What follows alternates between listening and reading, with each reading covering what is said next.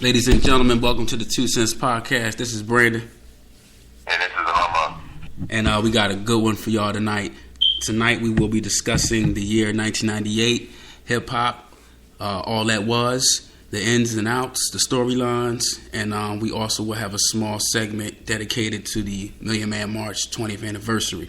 But before we get started, I just want to introduce a guest we have tonight, a good brother, Lorenzo Thompson. I'll let you introduce yourself, brother. What's going on? Lorenzo here.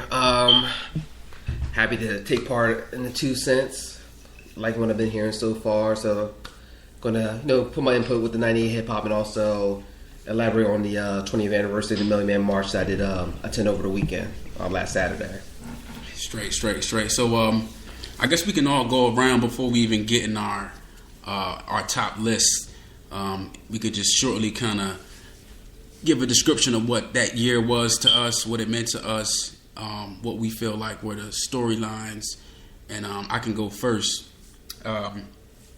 So looking at 98, and looking at hip hop in that year, for me, a big point was just that you had multiple types of music kind of peaking at one time. You had the backpack movement with Ruckus Records and Duck Down, and then you also had the commercial kind of mainstream movement with Bad Boy, Rough Riders, Rockefeller, and then you even had down south, bounce movement with Cash Money and No Limit, and acts like Mystical, and it all was kind of in its own lane. It was just so much diverse music in the air, and that's just one of the takeaways to me. And I'll let anybody else go if they feel like it. Well, what I enjoyed about it was I was still Queensbridged out during that year, and I was still focused on the mixtape, every Friday, going to get the new Clue or getting a new mixtape, whoever had, I forgot the guy, it's the guy with the Wallabies, man. J Love.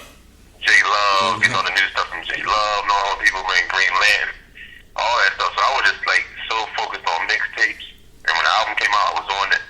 But that was the best part because you always had quality music coming out every week. Though it wasn't one month. It was quality music from so many different people every week. Even if you like Nas and he ain't had no album out, you knew it was some on the mixtape that they was gonna throw out. You the best from whoever you wanted. So that was a real hip hop year for me. I think I was in 12th grade. So it was a good year for me. Yeah. Yeah, that's like you were saying earlier, Brandon. Definitely a diverse year. As you saw about the different regions, and I think one thing that really stands out is that everybody had their own lane, but everybody brought something to the table. So nobody was trying to duplicate this sound or that sound. You had Outkast doing their thing, their sound.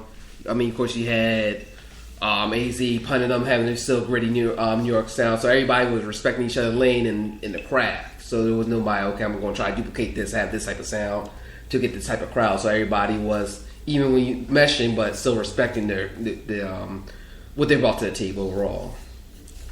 No doubt. And man, we was just kind of blessed, man, because this stuff was just around, and it was just regular to us. And we didn't even know that we was getting that good stuff. We was just this is what it is, and we didn't know how classic it was compared to the stuff kids are going up on now.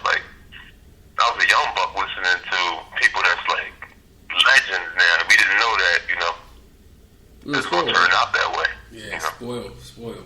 We definitely spoiled. Yeah.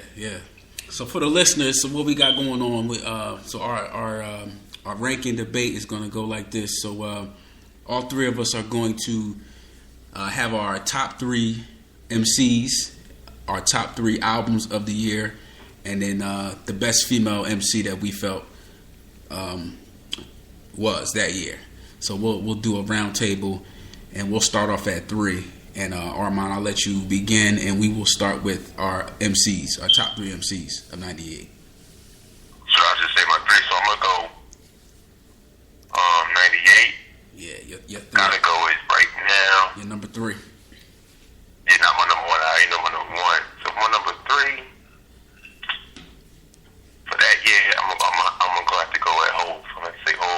Yeah, yeah. Because even though I wasn't no old fan like that crazy, as I look back at some of his music now, a lot of stuff was going over my head when I was younger. And I was like, yeah, dude was talking, he was talking that word back then. And I never picked up on it because, I was blinded by like Queensbridge. I was a shorty buster myself. So like, I couldn't even, dig into his music like that. But now I look back, I appreciate it, way more. The knowledge he was dropping on so many different subjects about, this money, girls, how you move and, just different things. So I have to go with Jay-Z for number 3. Yeah, my 3, my number 3 would be, man, this was so difficult, man. But my number 3, I'm still deciding. That's what I did today. I was still deciding about before I said it. It's gonna have to be. Damn, man, it's gonna have to be. Shit. It's gonna have to be DMX. Oh, okay. Yeah, he ripped up 98. You know what I mean? Like, I would say, arguably, he went the hardest out of any MC that year. He just stole the show. Like, DMX was like the star of 1998. So I gotta give it to X, man. I can't front with DMX. Okay. Try to remember now. Well, X dropped 2 albums that same year. He right? dropped 2 albums, yeah. He dropped it 2. I couldn't remember if Flesh My Blood was at the end of 98 or into 99. End of 98. That was 98 because I remember that was the whole year Def Jam. That's when Jay dropped Volume 2. Right. To Cal, Redman's, Joan, because that's when they had the big tour. Right. And Armand, if you remember, Jay-Z was pretty much primed to be like, that was going to be his year. Because, Biggie was finally gone. Nas had kind of cooled out. And then 98 was pretty much primed to be Jay-Z's time with Volume 2. Big selling album. And then DMX kind of just came out of nowhere. Nobody saw DMX coming. Yeah. You know what I mean? Yeah. So he's my 3, man. That's my number 3. See, I'm torn right now because I was kind of thinking of X as well. He was about to be my number 1. I'm torn between him and Jay, possibly. I'm just trying to... just a wealth of, rappers out during that time frame. But, I'm probably... Let me see. So difficult. Like, top 3 lyricists. I'll probably still go with Jay for top. And I'm saying I'm not a big Jay fan, but I'm just seeing what he did during that year. Right. Especially Volume 2. Especially, Nas was kind of falling back at that point. Right. So, New York was pretty much, at that time, wide open for who wanted to take that crown. But, yeah, I would have to say Jay. And I wasn't in love with Volume 2, but you can't deny Volume 2. You're not. Definitely was a step up from Volume 1, in my opinion. Yeah. So, yeah, I would say Jay, yeah. Everything he brought, and then what he ushered in after that. Because, the Reservoir Dogs, and everything. Yeah, even with the X remix, I'll get more, Money Cash Hoes remix. Yeah. But yeah, I'll go with Jay for the 3rd spot. All right, Mom, what's your number 2? My number 2, I'm torn on this one, but I'm gonna have to go with Nori. Nori had me. I don't think Nori came out with it in 98. Yeah, he did on 98? I was thinking 99. Yeah, NORE came out in 98. Yeah, okay. Yeah, so it was him, man. That was one album I was banging in that little Honda, 2-door Honda that I had, my first whip. Easy, man. I was banging his stuff. I was still on CNN stuff. I still had CNN pumping. I still had everything Nori had. You couldn't go wrong with pumping none of his music at that time. That's when Nori was like on stuff with Nature. He get on stuff with Nas. Cormega. He was just that ball back then. So I did. Yeah, I know people say he fell off as he got older, but on that time, Nori was the man. Like Nori was like popular too. He was like a little bit beyond underground. He wasn't even like really underground anymore. It was like Noriega was like considered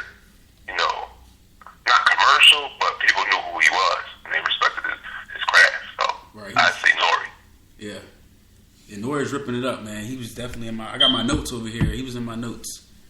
Oh, word. Yeah, so I can't front on Nori. My number 2, man, I got to go with Redman. You know what I mean? That was like my first favorite MC, like as a kid. So, other than Tupac, like all my top 5 was all active around this time. So this is like real hard for me. So yeah, Redman. I mean, still nice, to this day. By might I add, but I was just captivated, by his style and the combination with him and Meth was always crazy. Redman, and he's always slept on. He was slept on then. But Redman, my number 2. I almost feel like I want to renege my number 3 now. I think you mentioned Nori. Yeah, Nori's good. He was on my thing, man. I might have to renege, put Nori in my third spot. Now I'm thinking about it, because I remember. Actually, I am going to do that. I'm reneging Jay.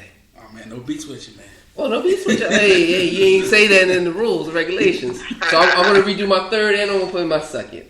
I was reneging while y'all was talking. I was like, "Shut tell my third." I was like, that was a crazy stone. So go ahead. No, all right. So I want to tell you why I put Nori at the third spot, and I didn't catch up on CNN until after Nori came out initially. I mean, I knew what CNN was. I knew something. I didn't have the first album. I didn't get first album I got from CNN was the Reunion album.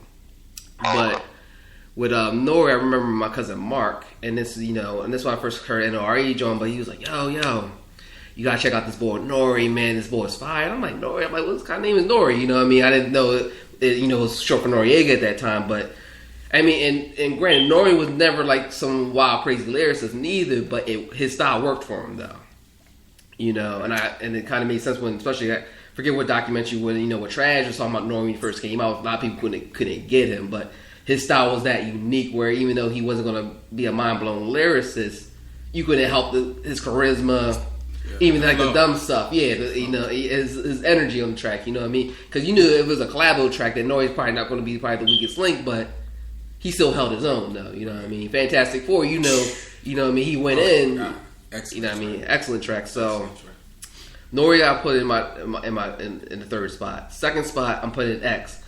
Just for the simple fact that we're talking about, like you said, taking over a game by a stranglehold. You think prior to '98, we were so in that flashy, the Versace era, the Jiggy era, especially with Big and everything. Here comes the X is like, I just got this, $15 silver chain on.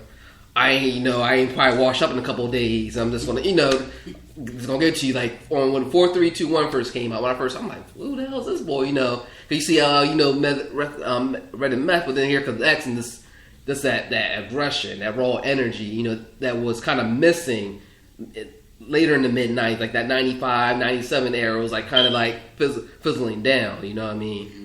Because then you had more like the finesse style, whether it was with Biggie or with the AZs or with the Nas's, like nothing like right in your face. The mafioso gangster was kind of in. Yeah. And then X kind of came. And he was almost like the anti-hero in the sense that, I mean, his first single was Get At Me, Dog. I mean, even during that standard of hip-hop where you could still have those type of songs out, that's not usually going to be your opening single to the world, Here I Am, you know what I mean? Right.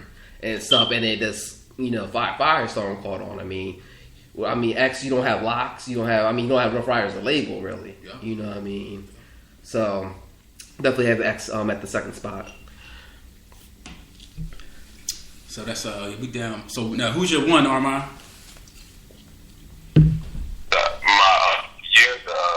Artist. Yep, MC. He's Sosa, man. Like number one.